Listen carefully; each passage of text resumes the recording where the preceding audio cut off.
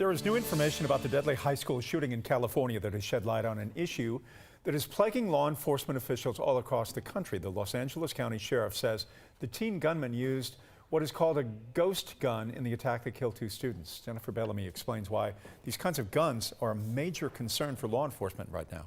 Well, these types of weapons are a big problem for law enforcement, and at times they can get in the way of their solving cases and can create another way for some to get around the law. Unregistered and untraceable. Firearms known as ghost guns can come in various calibers and sizes. They usually are put together at a home, allowing the owner to avoid registering the weapon. These guns don't have serial numbers and can be built from parts purchased at gun shows, on the internet, or printed 3D.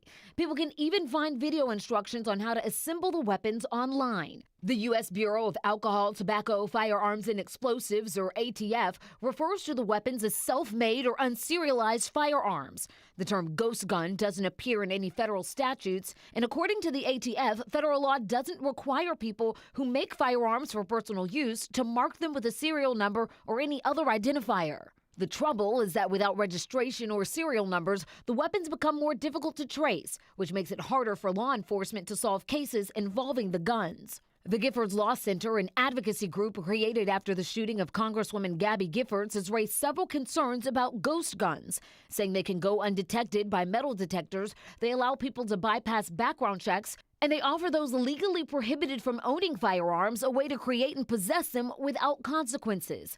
According to the group, the Undetectable Firearms Act requires that all firearms be detectable by metal detectors after the removal of grips, stocks, and magazines. It also says all major parts of the weapon must be detectable by X-ray machines, but the group says there are some ways to get around this.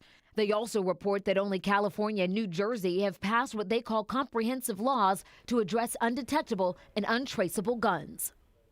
Now, according to the ATF, the Gun Control Act places no ban on people making their own guns unless they are legally prohibited from doing so. That could be for a felony conviction or some other crime. There's also no requirement to serialize your self-made guns unless you sell it to another person. It is, however, illegal to manufacture firearms without a license to sell or distribute.